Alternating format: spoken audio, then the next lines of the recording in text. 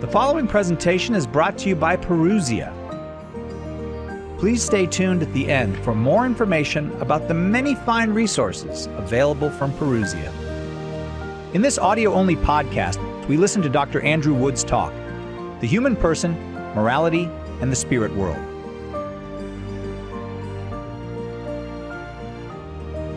We're going to talk a lot about morality and about the human person and about things like law, conscience, virtue, vice, passions, all of these sorts of things. A great resource for this is the Catechism of the Catholic Church. Fantastic resource for all things Catholic, really. It's got really good section there on morality, which deals with all of these sorts of things. So, to begin with, what is a human person? It's a very important question, isn't it? Well, drawing from the great philosophical and theological traditions of Western civilization, especially from people like Aristotle, who lived around about 400 years before Christ, and Thomas Aquinas, 13th century Dominican theologian, the human person is composed of a human body and a human soul. Every single human person. If he or she does not have a human body and a human soul, then he's not a human person, okay? So we've got to define our terms. Aristotle said this: we must define the words we use because we can't bring the realities that those words signify into our conversations. When I'm speaking to you about an elephant, I can't actually bring that 2-ton chunk of flesh into my conversation, can I, and present it before you. So I need you to know what I'm actually talking about. Otherwise, we're going to be talking about two totally different things. And so I've got a few definitions here. Soul and spirit. The Latin word for soul is anima. Some English words that we get from that are animal or animate. And its antithesis is inanimate, right? So the anima, the ensouled thing, is the living thing. And so the definition that Aristotle and Aquinas would give for soul is the source of life in a living body. All right, the source of life in a living body. Now, let's get really back down to basics. How do you know that something's alive? Go and ask a 4-year-old child to go out into the garden. All right? When they're out in the garden, what do they see? They see what they think is a spider. Oh, mummy, there's a spider. What do you both want to find out? Other than what type of spider is it? Is it alive? So what do? Johnny, go and get a stick. Well, you probably don't need to tell him. He'll go and get a stick, right? He's a boy. And he'll poke the spider, wouldn't he? Why does he want to poke the spider? He wants to see if it's alive. Now, if the spider only moves because it's being moved by the stick, then both you and your son, you know instinctively that the spider is not alive. So Johnny gets the stick and he moves the spider. And the spider doesn't get up and run away. It's only being moved by the stick. Instinctively, straight away you say, it's dead, it's not alive. But if it runs away, you know immediately, it's alive, and you both jump back. So a common trait among all living bodily things is that they have the capability of moving themselves. They have automotive behaviour. And so we know that something is alive by virtue of its ability to move itself according to some sort of movement, right? And if it's able to move itself, therefore it's alive, it must have a soul. That tree out there, that jacaranda tree out there, is it alive? Does it move itself? If I get a stick and push it, is it going to move? Probably not. What sort of movements can it do? It can't get up and run down the street like the spider does. What sort of movements can it do? What I'm doing now is what's called the act of philosophy. I'm philosophizing, right? I'm asking questions and answering them. What sort of acts does the tree do? Well, the tree, it moves from a small size to a large size, doesn't it? And how does it do that? Does it do that only because something's adding more things to it? Or does it grow from being small to being large from itself? Does it move itself from being small to being big? It moves itself, doesn't it? What else does it do? So it changes in quantity. What else does it do? Does it keep getting bigger and bigger and bigger and never stops getting bigger? No, it does stop, doesn't it? You have a sort of a maximum size of a jacaranda tree. Once it's reached that size, that quantity, does it stop moving itself? No, it continues to keep moving itself, doesn't it? From being non-nourished or not nourished to being nourished. So it does that action of nourishing itself, yeah? So it's doing the act of nutrition. What else does it do? Does it do any other actions? Yeah, it does the act of reproducing. It reproduces cells within itself, or it reproduces other jacaranda trees. So there you have the three most basic fundamental acts of life: growth, nutrition, and reproduction or generation. And every single living body, in order for it to be a living body, must be able to do those three fundamental acts of life. And as a consequence, since that living body can move itself according to those three kinds of movement, it must have a soul. So Andrew, are you telling me that jacaranda tree has a soul? Yes, I am, along with Aristotle and Aquinas. Are you telling me, Andrew, that jacaranda tree has a soul like Nicole's soul? No, I'm not. Okay. How do we know that there's a difference? We know what something is by what it does. We know what something is by what it does. Little Johnny, 4-year-old Johnny, does he know that principle? Yes. I know that the spider is alive by virtue of what it does, right? Do you, a 30-year-old mother, do you know that principle instinctively? Yes. Johnny, stay away from the hot water. Why? It will act burningly, right? We know what something is. It is hot by virtue of what it does. It acts heatingly. Okay. Does Nicole do self-perfecting automotive actions that the jacaranda tree just does not do? Yes. What sort of actions does Nicole here do that the jacaranda tree not only just doesn't do but can't do? Have you ever seen a jacaranda tree pick up a book and read it? I haven't, right? Nicole does a whole plethora of actions that a jacaranda tree just doesn't do. And therefore, because she does something, she must be something. We know what something is by what it does. And so therefore, Nicole has a source in her of all of her living activities that the jacaranda tree does not have, right? And so over on this side of the board, we actually have the three different kinds of souls. You've got a vegetative soul, the soul of the plants; sensitive soul, the soul of the brute animals, the lower animals, the ants and the giraffes and the pigs and the chickens and the cats and the dogs and all that, right? And then you have the intellective soul, the soul of all human persons, right? There are many, many things that a human person does that a lower animal just can't do.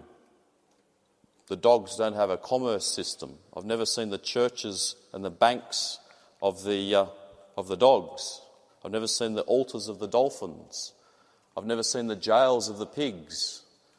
I've never seen pigs enclosing other animals for their own productivity, like what we do, called farming. There's a whole stack of actions that we do that the other animals, not that they do them less perfectly, they don't do them at all. And so therefore there must be something in man, in the human person, that is not found in the lower animals. That's the cause and the reason for these actions, because we know what something is by what it does. Okay? So, does the jacaranda tree have the same kind of soul that a cat does? No. Does the jacaranda tree have the same kind of soul that Nicole has? No. So, what is death? Death is the separation of body from soul. Do you know where the term dead ringer comes from? The term dead ringer comes from the Middle Ages, where people were fearful of being buried alive. So what they do is they tie a piece of string or a rope to their finger or hand or whatever, and then up through the soil to a bell tower. If they started ringing, you'd know that they'd be buried alive. In other words, they could move themselves, right? So you put a body into the grave that no longer moves itself. And why can't it move itself? Because the source of life and all the living activities in that body is no longer present there. And that's the soul, right? That's the soul. There's a lot more that can be said about the nature of a soul than that, but that will do. What is a spirit? What is Aquinas? What is Aristotle? What do they mean by this term spirit? Again, the English word spirit comes from the Latin word spire, which means breath. We talked about the Holy Spirit being the breath of God, the sigh of God the Father, loving God the Son. A spirit is that which exists and acts without a body, doesn't have a body. So if I was to ask you, what is God? Okay, you'd say, I asked an atheist this question once. I said, what is it that you think does not exist? Immediately he said, what? Say that again. I said, what is it that you think does not exist? You're defining your position in opposition to something, right? What is it that you think does not exist? And he said this to me. He said, I just don't believe that there's a really old man with a long grey beard up in the sky looking after everything. I said, God bless you, neither do I. That's not God. That's not God. He said, well, why do all these people that believe in God think that? What's he thinking? Where is he at? He's an adult. He was a university student. He's an adult with a child's comprehension of these things. Why does he have that? Because when you're talking to a child, you have to put things in child language, don't you?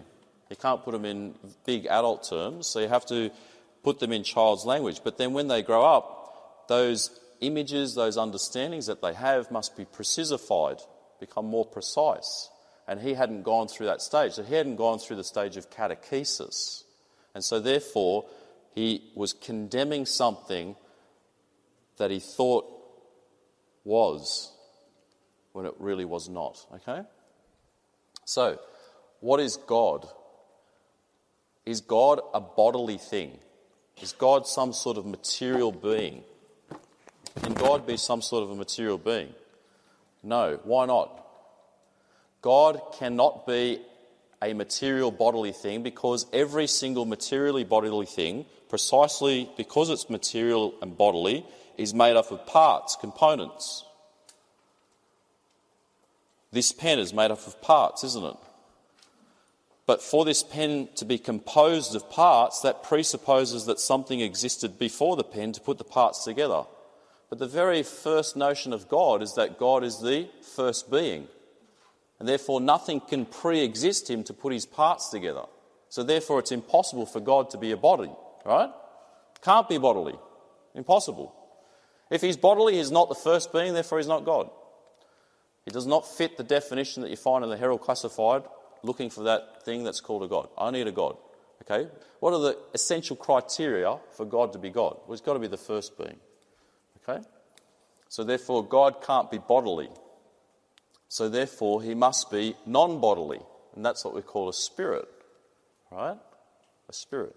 So there are different types of spirits. A spirit can be created or not created, uncreated. What do we mean by created and uncreated? When Moses went up onto Mount Sinai and he saw the burning bush, he had the encounter with God manifest as a burning bush. Is the burning bush God? No. It's a physical sign of something that God is, right? The bush burning is not God. My university friend might have got to adult years thinking, I don't believe in this thing that's a superior being, that's all it comes down to is just a bush that's burning. That's crazy. The bush burning is not God. God is something other than a bush burning. When Moses spoke to God there on Mount Sinai, Moses said to him, "Who are you?" Because God had said to Moses, "Go into Egypt and get Israel out of Egypt, for Israel is my firstborn son." Okay, well, if I'm going to go there, you've got to tell me who you are. Who are you? And what did he say? I am who am. Go and tell Pharaoh, I am sent you. Not I was, not I can be, not I will be in the future, but I am. I am what? I am existence itself. I cannot lose my existence. I cannot receive my existence. I am existence itself. Andrew Wood here received his existence about 40 years ago. And probably, maybe if I'm lucky, in about 40 years' time, I'm going to go out of existence, aren't I? I'm going to die. Right? All around us we come in contact with things that come into existence and go out of existence. So therefore they receive their existence. Because they receive their existence, they are not the same as their existence. If they were the same as their existence, they could never receive it because they are it. And they could never lose it because they are it. So what is God? God is something that doesn't receive existence, that can't receive existence because he is existence. I am, right? And so the uncreated being is that being which is its own existence. And there can only be one of those, and that's God. Whereas the created beings are those beings that receive their existence. Right? I received my existence 40 years ago, and I continue to receive it, because if I don't continue to receive existence, I'll go out of existence, right? And I'm very, very well aware every day that I can lose my existence, can't I? Especially when I go down to the train station, I don't want to fall off and, etc. So created beings are beings that are not their own existence. They receive it. If they receive it, they must receive it from something other than themselves. Ultimately, that's what we call God. So there are two types of created spirits. There's the created spirit which is from its nature united to a body. From its nature, it's united to a body. Come back over here to a soul. What's a soul? The source of life in a living body. Where should a soul be? It should be in a body, enlivening it. Who here wants to die? We have a natural repulsion towards death, don't we? We have a natural repulsion to have our very being torn apart, our body torn apart from our soul. Why? Because the soul is something that should be in a body. Right? So, a created spirit which from its nature is united with a body is what we call a human soul. So in the human person you don't have a soul and a spirit. No, the human person's soul is spiritual. Right? The human person's soul is a spiritual reality, whereas the plant's soul, the vegetative soul, and the sensitive soul of the animal, they are not spiritual realities. When Billy dies, his soul will survive the death of his body. But when my dog Fido dies, his soul will not survive the death of his body. Right? So another name for these two souls, the vegetative and the sensitive, is a material soul. In other words, it depends upon matter, the body, for its own existence. So when the dog's body is corrupting away in the grave, the soul can't exist because it can only exist in a body. Whereas the human soul, it's an immaterial soul, and therefore it can survive the death of the body. It can continue to exist outside of the body. Okay, the other created spirit is what's called an angel. An angel. An angel is a spirit which from its nature is not united with a body, and therefore it's what we call a pure spirit. If I had a chunk of gold here in my hand, I said, it's pure gold. What am I saying? It's nothing but gold. 100% gold. It's not united with any other alloy, right? So pure spirit is a spirit which from its nature is not joined to a body, and that's what we call an angel. So there you go. I've just given you the definition of God. God is what? A uncreated pure spirit, because he from his nature is not united with a body either, right? As we've just seen. And an angel is a created pure spirit. And you have good and bad angels, just like you've got good and bad men. What is it that makes for a man to be good and a man to be bad? A man is good if he does what he ought to do and the way he ought to do it. When I go and kill that guy this afternoon, all right, down there on Strathfield Station, am I doing what I ought to do? No. I just killed him. I'm just going to kill him because I want his money. Should I do that as a man? Is it fitting for a man to do that? No. So therefore, when I do that, I'm a bad man, right? Whereas when I give the ice cream to the girl on the way, should I do that? Yeah, that's a good act. Okay, that's befitting for a man to do that. So in doing that, I'm a good man, right? Well, good and bad angels are good and bad because they're good because they're doing what they ought to do and the way they ought to do it. And a bad angel is bad because he's not doing what he ought to do and the way he ought to do it. And what is it that a bad angel is ultimately not doing? He's ultimately not loving God above all things. Why should he love God above all things? God is the goodest, isn't he? God's the goodest. God's the best. God's the greatest good. Who here likes ice cream? Yeah. Who here likes their mum? Okay. Do you like your mum or love her? Yeah, you love her. All right. Do you love the ice cream? Yeah. There's a difference in the loves though, isn't there? The ice cream does not deserve the love that my mum deserves because there's more goodness in my mum. But there's goodness in the ice cream, isn't there? So what is it that we love? We love good things. Now imagine if there's poison in that ice cream. Do you love the ice cream precisely because it's poisonous? No. You're repelled from the evil when you know it, right? So we are drawn instinctively to goods. The gooder the good, the more we're drawn to it. And so if there's something that exists which is nothing but goodness, then we ought to love that above all things. We ought to love that above all things. And so therefore, if God exists, I haven't proved that God exists, but if God exists, he's infinitely good, and therefore he deserves to be loved above all things. He deserves it. So if I'm not loving him above all things, I'm not doing something that I ought to do. Right? Okay. Now, I want to just talk about the ultimate end of man. When I was about 24, I met a guy who'd been teaching for 40 years, and he said to me, he was really, really despondent with life, and he said, you know what, I just don't know what I exist for. I don't know what I live for. And I thought, what a pity he hasn't read the Catechism, because the Catechism gives a very beautiful answer, answering what is it that the human person is and what does he live for? What does he exist for? What is he made for? And this is what St. Thomas refers to. It's called the ultimate end. Okay, the ultimate end. What's the ultimate end of man? Before I answer that, let's just look at what St. Thomas would mean by this term ultimate end. The example I got on the board is this. Paul asks for money. That's an action.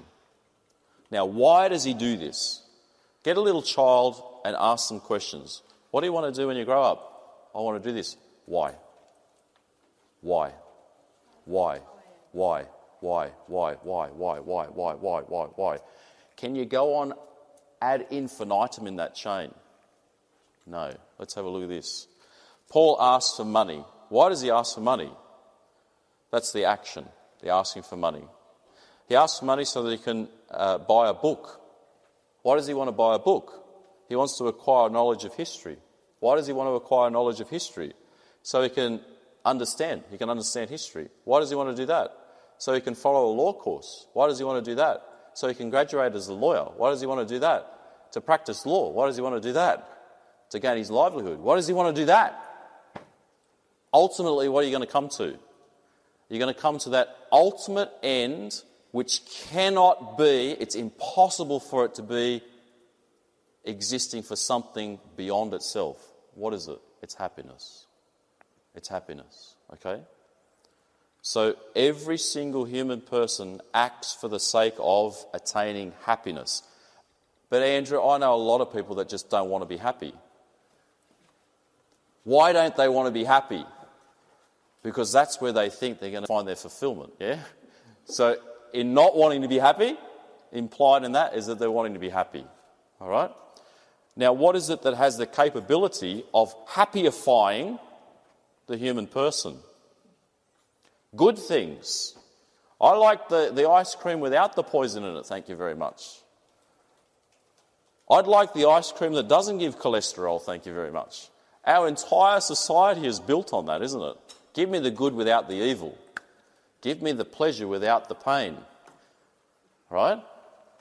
So good things are what we go for. Why do we go for good things? We go for good things because good things fulfill to a certain degree, insofar as they are good, fulfill our desires. So how much of a desire does the human person have? The human person has an infinite desire. Just go and ask a 4-year-old child. You can never satisfy them, can you? They want more, they want more, they want more, they want more, they want more, they want more. God's telling us something through those children, right? He's telling us something about ourselves. What's he saying? He's saying what St. Augustine worked out after many, many years of trying to find out what his happiness consisted of. After many years of turmoil and trouble, Augustine came to the state where he said, "O God, you have made us for yourself, and our hearts are restless until they rest in you." In other words, every single human heart has a round hole in it. And that round hole, so to speak, is infinite. And there's only one being that has the capability of filling that hole. And that being must be infinite good. Cardinal John Henry Newman in the 19th century, he used this as a proof for the existence of God, and it's very valid, that every human person has an infinite craving, an infinite yearning, an infinite desire for the good, the true and the beautiful. And it's only, therefore, that being which is infinitely good, true and beautiful that has the capability of fulfilling that desire. So only God can satisfy, ultimately. I'm not saying chocolate's not good. You can give me all the chocolate out of your bags before you leave, but it's not going to totally satisfy all my desires. So an ultimate end is that for the sake of which something is ultimately done and cannot be pursued for something beyond itself. All right? So the ultimate end of the human person, the Catechism of the Catholic Church says this, the ultimate end of the human person is God. God. God received ultimately in the next life in heaven. Okay? Now, it's from this understanding of what the human person is and what the human person is ultimately made for that we derive our understanding of what law is and of what morality is. So what is it that's going to make an act that I do going to be morally good? First of all, are all of the actions that I do going to have a certain morality about it? Are there any actions that I can do that don't have morality, that are amoral? Yes. Sleeping. What about the action of my heart beating? I'm totally unconscious of it. I've been totally unconscious of it for the last 2 hours. But I've been doing that action, haven't I? Am I responsible for my heart beating? No, I'm not. What about my lungs breathing? What about my nutritive system acting? I'm not responsible for that. So they're actions that I do that do not have morality. You all instinctively know that. No one takes the praise for their, wow, you're just so good, man. How have you kept your heart beating for the last 25 years? I don't get that. No one takes the praise for that. No one takes the blame for it either. Okay, so therein lies the secret to understanding what is it that makes an action be moral and therefore morally good or morally evil.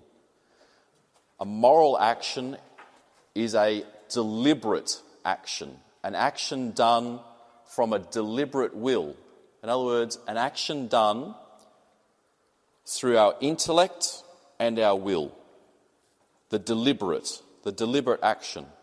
So when I go and kill that man on Strathfield Station this afternoon, I do it deliberately, right?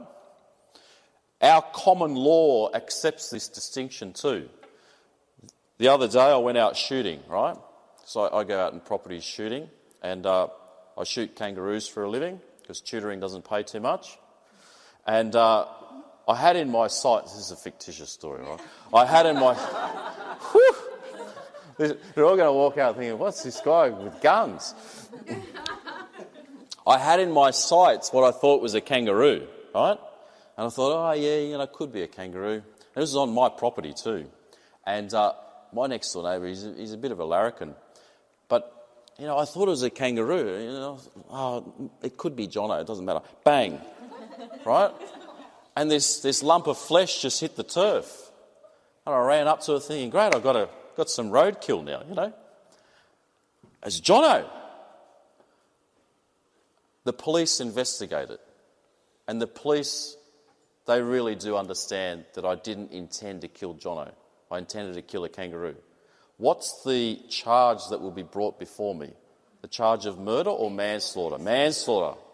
Why? Because common law acknowledges that for morality you need a deliberate, free, knowing, willful action. And intent. That's the deliberate, free, knowing, willful action. Okay, very good. So, what is it that makes for a morally good action as opposed to a morally bad action? The morally good action is that action which from its nature is conducive for me to reach my true ultimate end. In other words, to put it in really easy talk, it's the befitting action. Is it befitting for me to go and fire that gun indiscriminately at what I think is a kangaroo, but also what I think could be a human person? It doesn't really matter. No, it's not befitting for me to do that, right?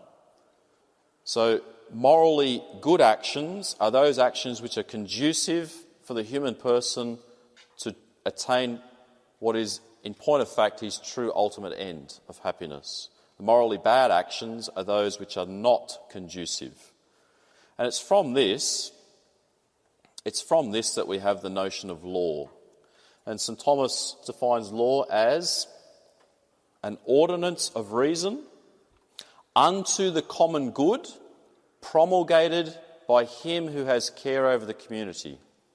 An ordinance of reason unto the common good, promulgated or made known by him who has care over the community. So we have what's called natural law. If you go down the corridor, away from the philosophers and the theologians to the scientists, and you study some science, what are you really trying to do when you study science? You're trying to study the laws of nature, aren't you? Like if you study physics, you're trying to study the laws of physics. And those laws are built into the very natures of the things that you're studying. You push me out of a window, I'm going to fall down. Why?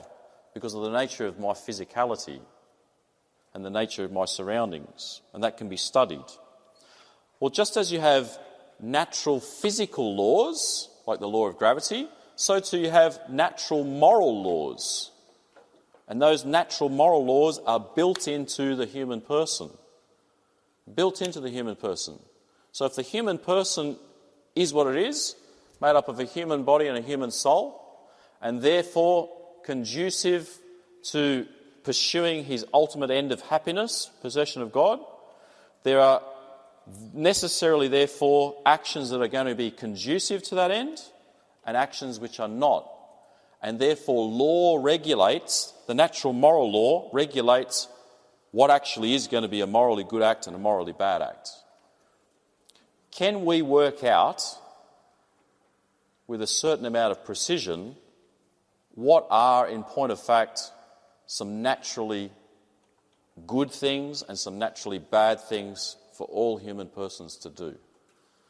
Yes, absolutely. There is no culture on earth that says this. It's a really, really good thing that people do things to me that I don't want them to do. No culture says that. No culture says that. No culture says this either. Murder, the killing of innocent people, deemed to be innocent, is something praiseworthy and good, and we all should do it. Imagine if a culture did that. How long would that culture last? Not long at all. It can't do it. It goes against the common good of that culture, the common good of that people, the building up of that society. That's self-destructive society going on there. All right?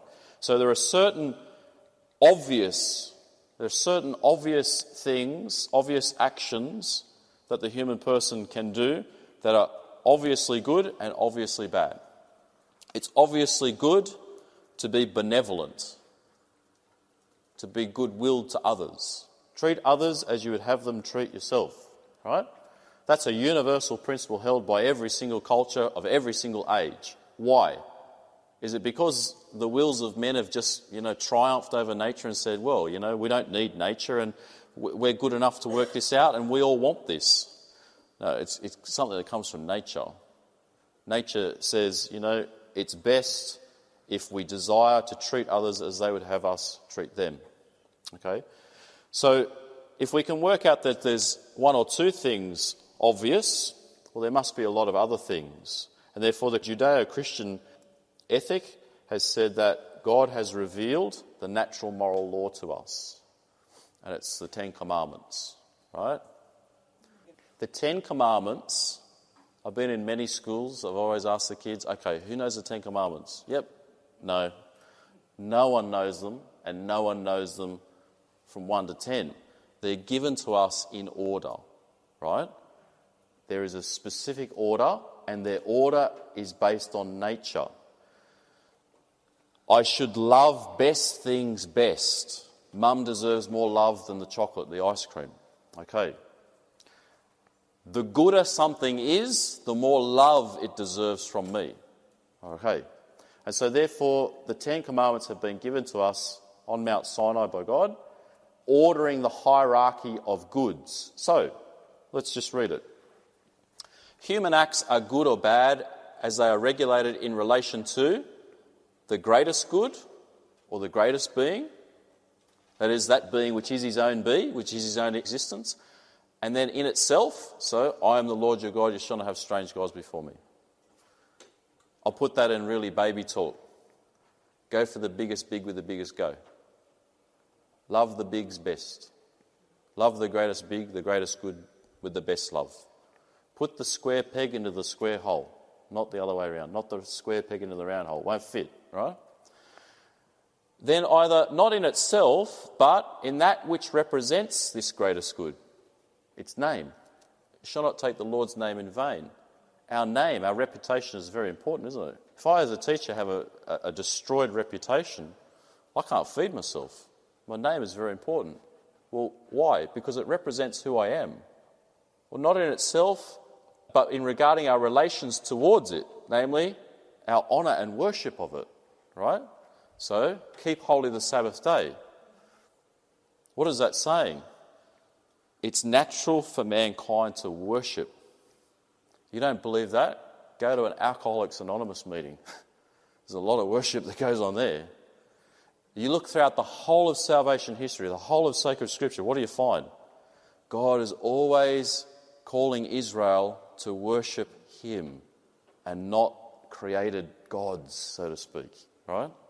The whole history of humanity is all about this.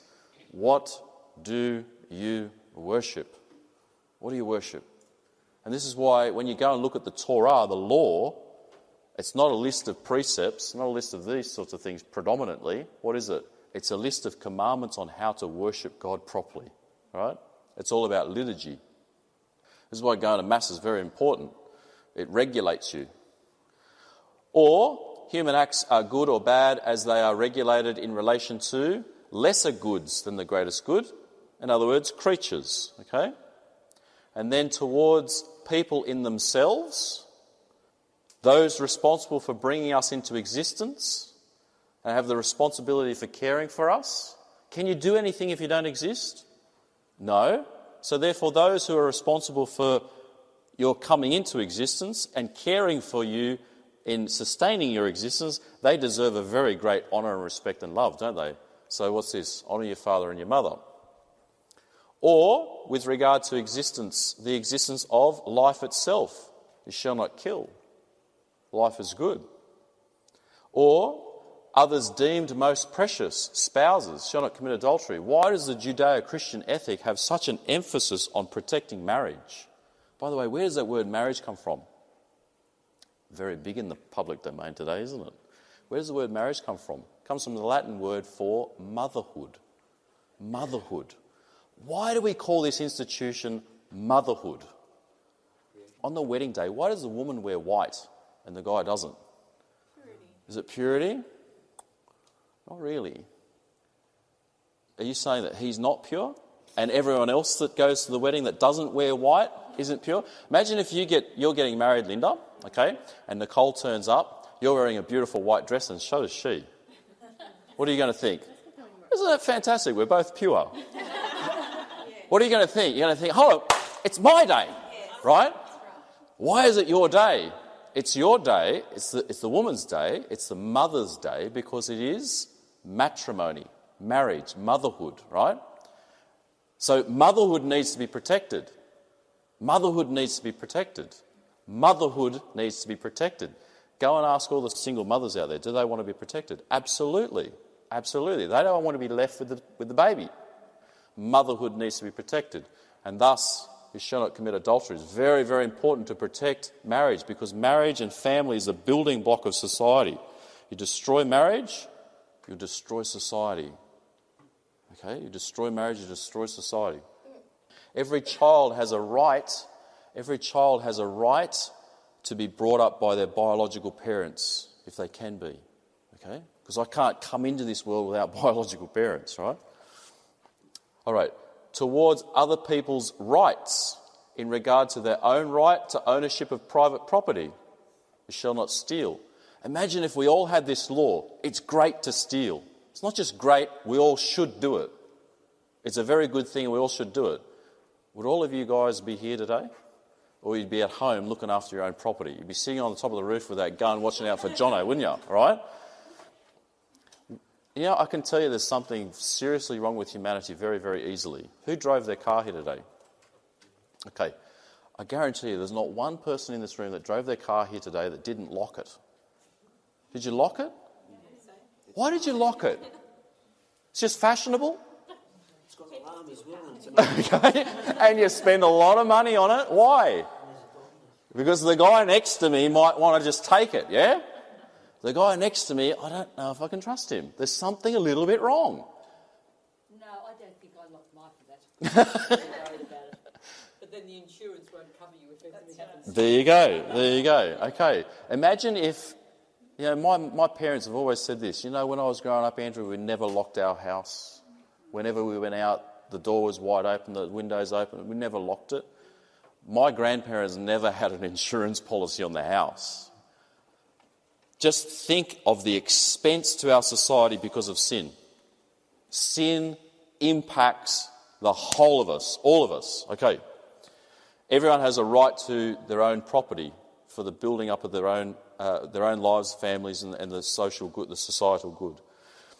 Towards other people, or with regard to our speech, you shall not bear false witness. You shall not lie. Think of this. When I lie to you, do I want you to think I'm telling you the truth? Yeah, I do, don't I? But I'm not. So every single lie, precisely because it's a lie, from its very nature, it undermines my ability to lie, doesn't it? Because I want you to think I'm telling the truth, but I'm not.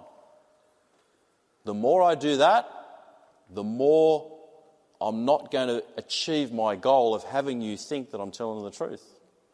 Right? Not only that, I knew a guy that lied a lot, and I took him aside, right? I said, why do you lie so much? Doesn't it tire you? He said, what do you mean? I said, you have to go through life thinking, now what did I say to that guy? With the web of lies. Don't you? Rather than saying, like some people have, no doubt some people have said to you as they've said to me throughout life, didn't you say this? I can't remember. I would have said this though, because I know that that's what I would have said because that's the truth, right? You can forget.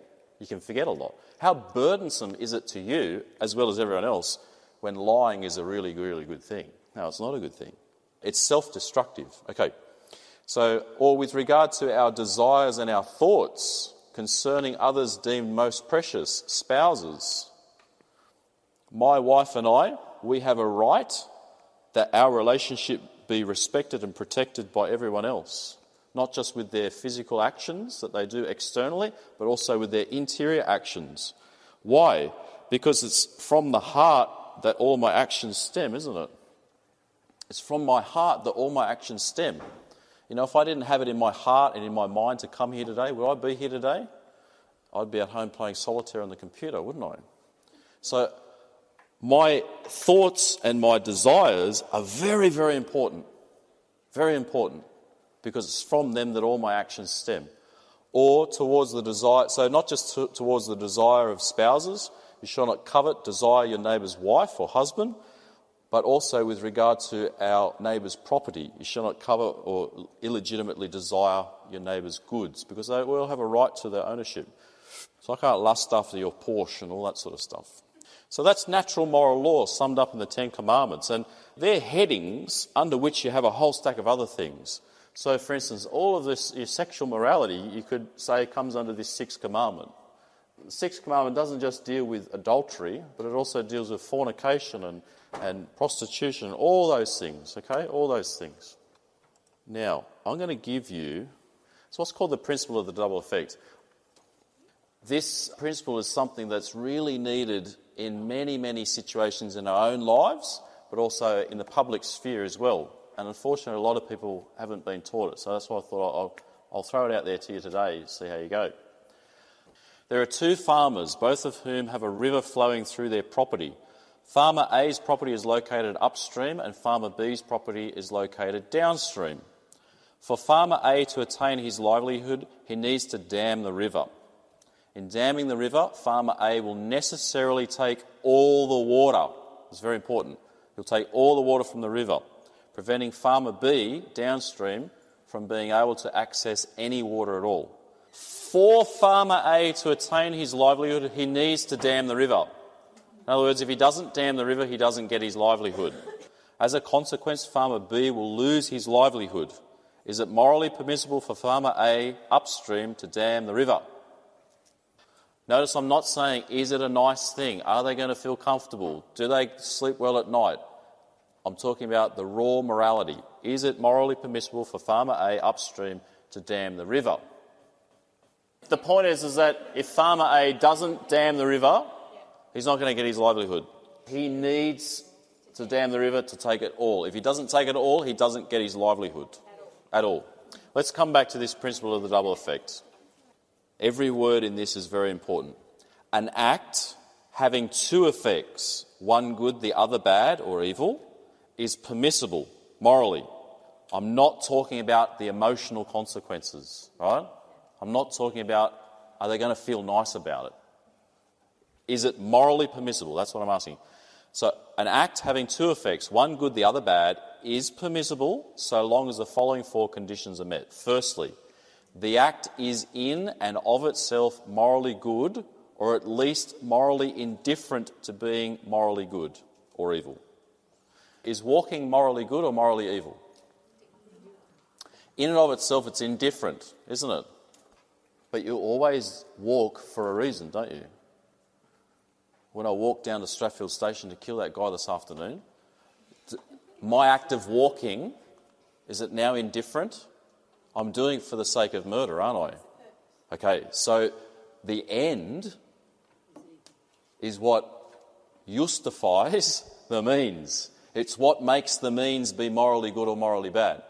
The end of my action of walking is to murder. So the murder makes the morality of the act of walking be bad. All right? So an action in and of itself is never done without going for an end. So the act is in and of itself, morally good, or at least morally indifferent. So what's the act here in this case? Damming the river. Is damming the river always and everywhere morally good? It's at least indifferent, isn't it? It can be good, it can be bad. I could dam the river so that I could get a really huge amount of water up, right? Because I hate those guys downstream. Once it's rained after years and years and years, I've got so much water, I'm going to let the dam go and wash these people away. Noah's flood's got nothing on this river, right? Then damming the river's bad, isn't it? It's evil. So damming a river in and of itself can be good, can be bad, right? Murder in and of itself is what? It's the killing of an innocent person, the guy down at Strathfield Station, right? Murder is always and everywhere bad because it's the killing of an innocent person. If someone attacks me and my wife on the street on the way home, they are no longer innocent. I have to defend myself and my wife. If the only means of defending my wife is to say, I've got to take this guy out, and I do, then I've done a good deed. Because I have a right and I have an obligation to defend my life and my wife's, don't I? The law would see it differently, though. The law may see it differently, but we're looking at the morality, okay? Yeah, so it's good to separate. I may well have a lot of struggles with the New South Wales police force, okay? But I'm looking at the morality. Okay, so number one, this act of damming the stream is at least morally indifferent, okay? Number two, the good effect alone is intended. Now, what are the two effects from this act of damming the stream? The good effect is farmer A gets his livelihood.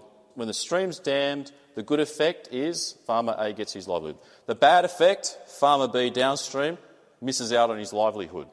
All right? Number two, the good effect alone is intended.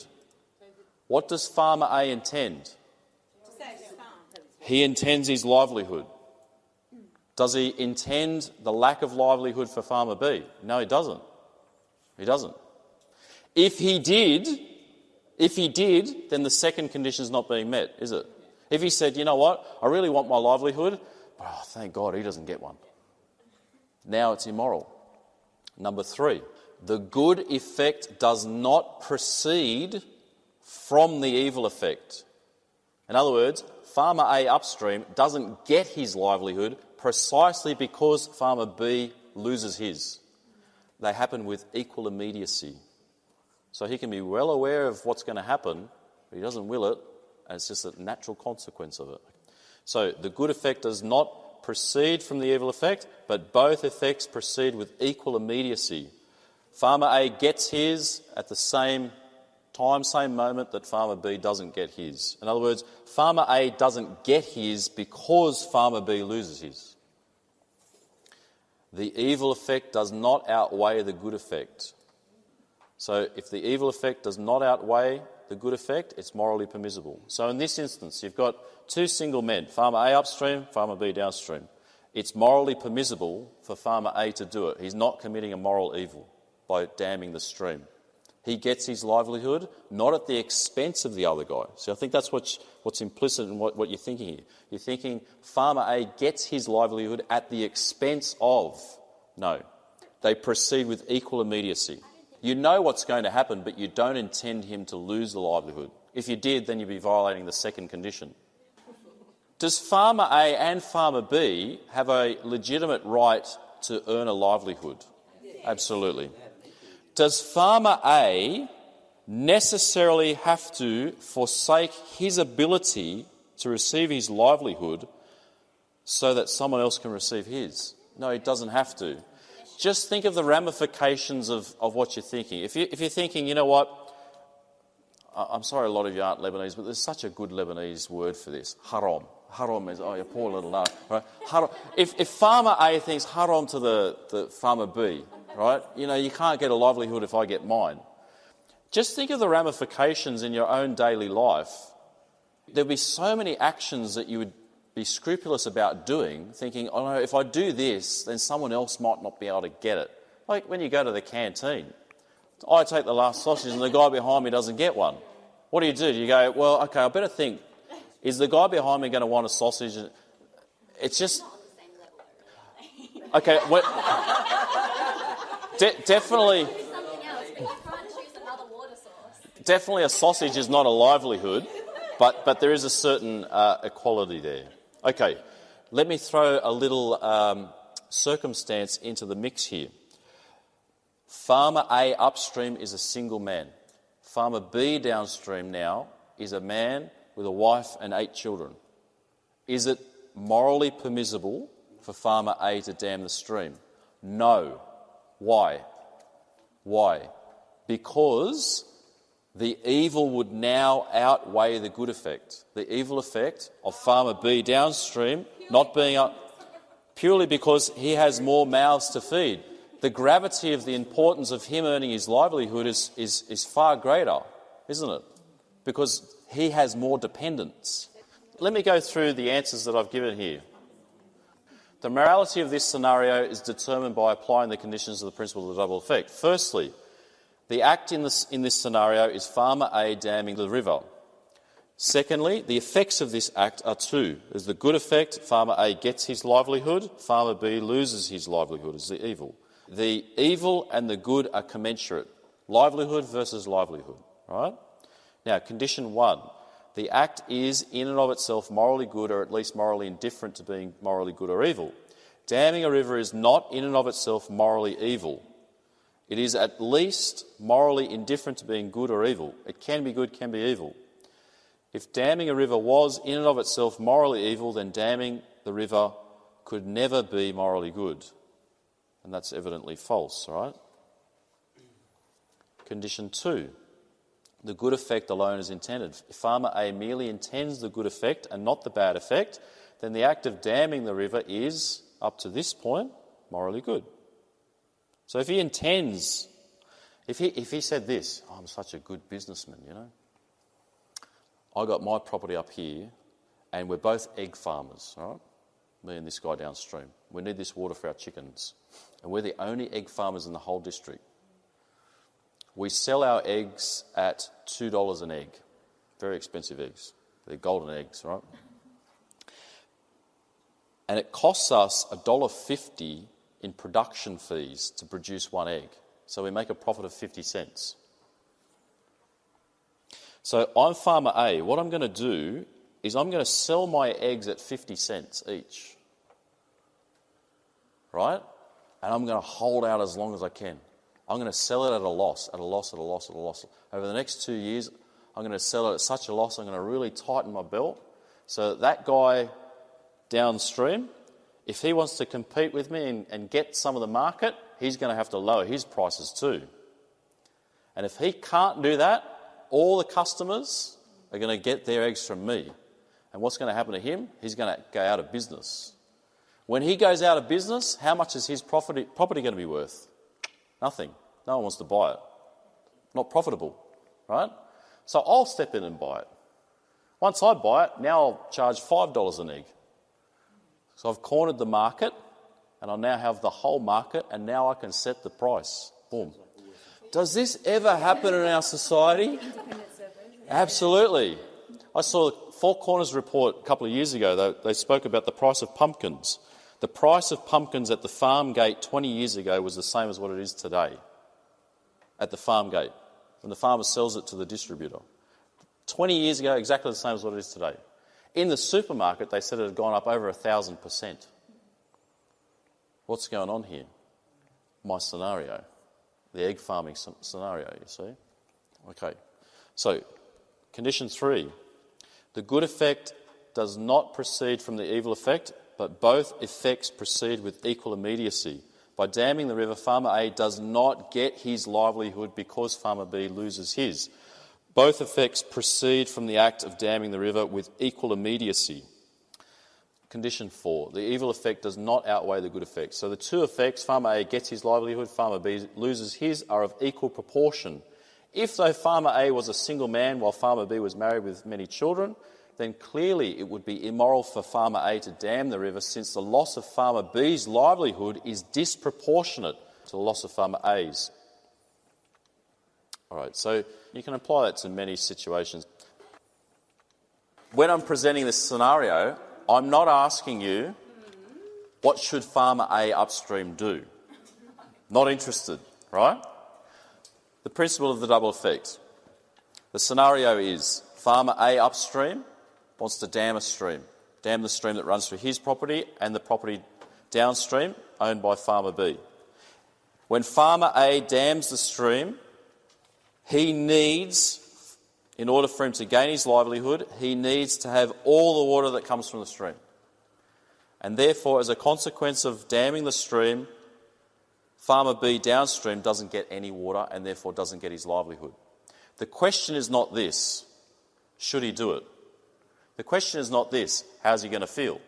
The question is not this, should he choose to impose destitution on himself for the sake of the betterment of his neighbour? Not interested in all that. They're very valid questions, very important questions, great questions to theorise about it, but my question is much more important and much more essential. My question is this: when he dams that stream, is he acting immorally or not? That's the question. That's the question. The answer is we need to apply the principle of the double effect, which says this: an act having two effects, one evil, the other good, is morally permissible, it's morally good so long as the following four conditions are met. Firstly, the act in itself is either morally good or at least indifferent to being good or evil. Secondly, the good effect alone is intended. Thirdly, the good effect does not proceed from the evil effect. And fourthly, the evil effect does not outweigh the good effect, but there's a due proportion. So in this case, the two farmers, single men, no dependents. The act is damming the stream. The effects are, the good one, farmer A upstream gets his livelihood. The evil effect, farmer B downstream loses his. When farmer A dams that stream, is it morally good or morally bad? First condition. What's the first condition? The act in itself has to be either good or at least indifferent. Can be good, can be bad. Is damming a stream morally good or at least can be good, can be bad? It's at least can be good, can be bad. Okay. Condition 1, put a nice tick next to that. Condition 2, he has to intend the good effect only. What does he intend? His livelihood. Does he intend that the guy downstream doesn't get it? No. If there was no guy downstream, then he wouldn't dam the stream, would he? But he still needs to dam the stream to get his water, to get his livelihood. Okay, tick next to 2. Number 3, that the good effect is not acquired, not received from the bad effect. Does farmer A upstream get his livelihood solely because farmer B downstream loses his? No. No. Condition 3 has been met. Condition 4, there's a due proportion between the evil and the good effect. The evil effect does not outweigh the good effect. What have you got? Livelihood of a single man, livelihood of a single man. The good and the evil are duly proportioned. When he dams that stream, it's morally good. He's not committing a moral evil. Okay? Change the situation, circumstances around. Now you have farmer B downstream has a wife and 8 dependent children. When farmer A upstream dams that stream, is he committing moral evil or moral good? First 3 conditions are met, so up until that point it's okay.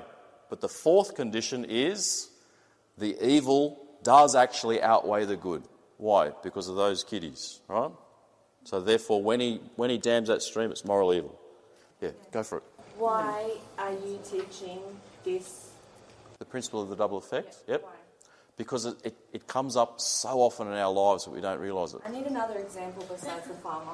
Okay, yep. Real life example that relates. Yeah. There's one that's very contentious, and it's the one where the woman is in hospital and, well, you can tell Okay. there's an abortion involved. Yeah. And there's a lot of discussion on the net because I typed it in. There's method in my madness when I teach, right? I needed to give you an example that is hopefully devoid of emotion so that you can see the principle. And that's why I give the farmer A, farmer B. Imagine if I had said, okay, there's a pregnant woman. Oh, no! Okay? And she's got cancer. Oh, no!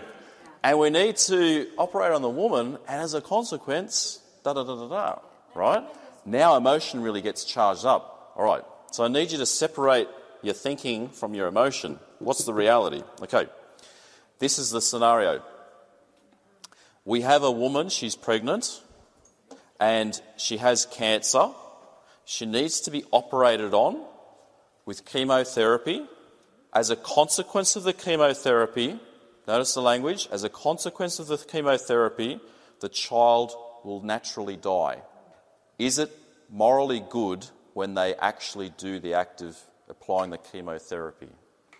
Apply the principle of the double effect. An act, one act. What's the act? Chemotherapy. Having two effects, one good, the other bad. What's the good?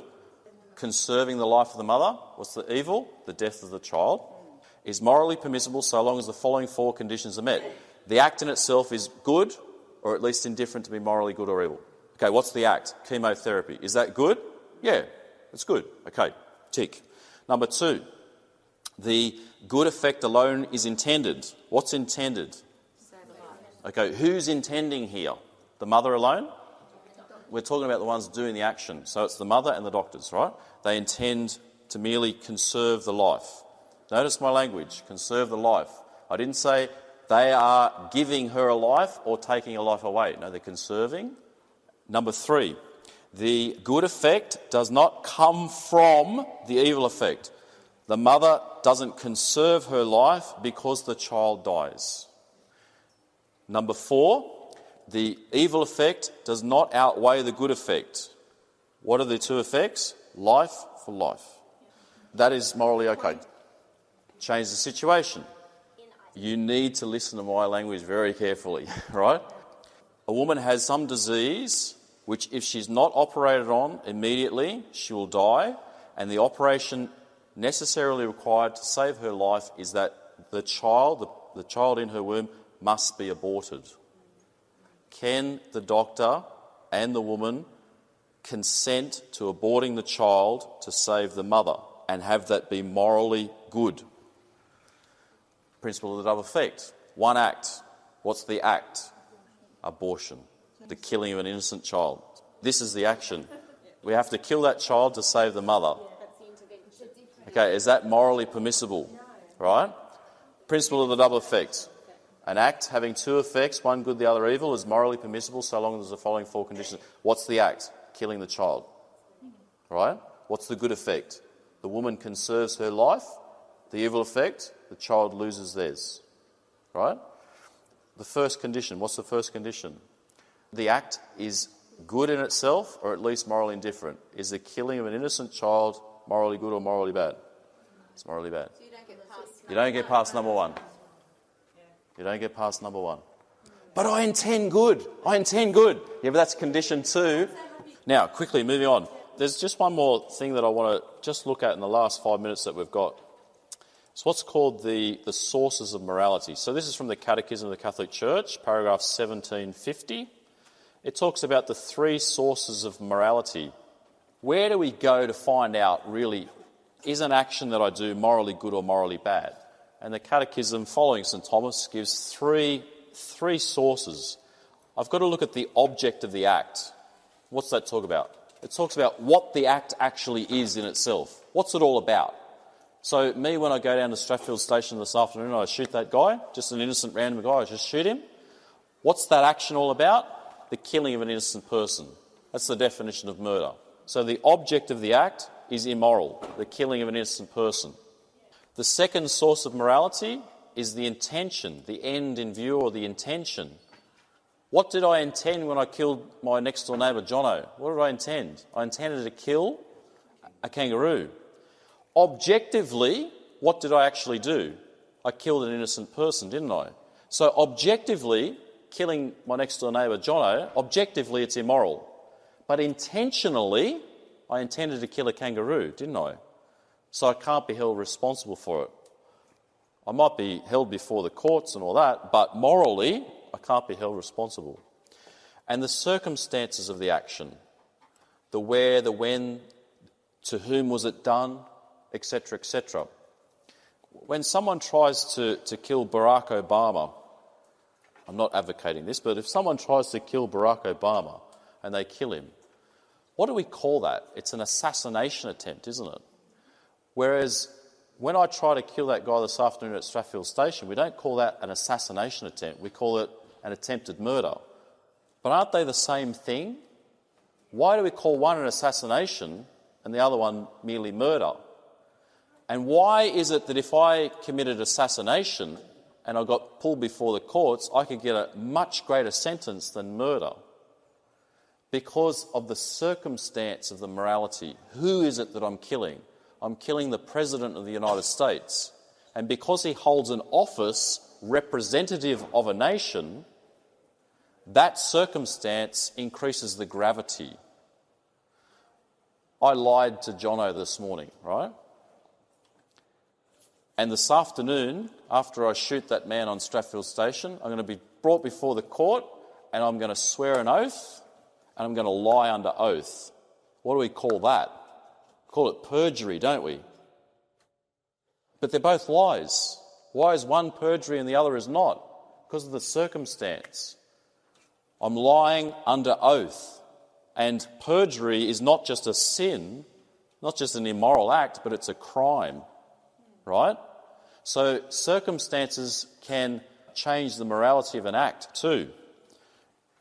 If I go into a church and I steal some of the precious jewels of the church, what's that called? Just theft? No, it's also sacrilege. So how many sins have I actually committed? 2. I've committed the sin of theft and the sin of sacrilege by taking the one chalice. What have I done when I've killed Barack Obama? I've committed the sin of assassination and murder. So if I was to go to confession, as a Catholic, go to confession and say, Father, I've committed a murder and not told him that it was an assassination, then I haven't confessed my sin, have I? Because it's assassination that I've done, not just merely murder. So you've got those 3 sources of morality. They're very important. Linda, go for it. All right, you assassinate the President of the United States and you assassinate Bill Smith down at Strathfield Station. Well, you'd murder him, yep. Right, what did I say? Assassinate. Murder him. You Yep. murdered him. Yep. Okay. To me, I've always been taught that in God's eyes, we're all equal. So it doesn't really matter that he was the president. He's a human being. He was a human being. You've killed them both. It should be an equal sort of court decision. But the secular law out there, in its legal judgments, doesn't agree with you. When the Australian government steps in and the court system steps in and says, Andrew Wood, you have killed the President of the United States, the charge we are slapping on you is the charge of assassination, all right? The end result is you got dead man as opposed to dead man, assassination, murder, okay? So yes, we are all equal insofar as we are human beings. So we are equal, what's called secundum quid, Latin for according to something. According to human nature, there's a certain equality. But when I kill this guy called Barack Obama, the President of the United States, it's not merely murder. I have done a bad act for sure, but it's murder plus something because of the office that he holds. Right? And by virtue of the office that he holds, secundum quid, this act of murder has a certain gravity that killing Bill Smith doesn't have.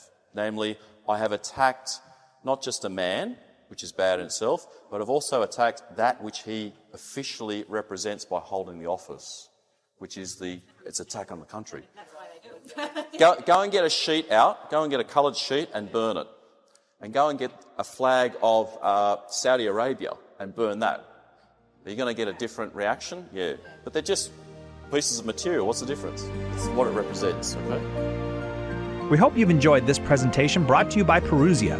Perusia is an Australian-based apostolate bringing you the best in Catholic formation resources. Visit the website at www.perusiamedia.com. Thank you for listening, and may God richly bless you and your family.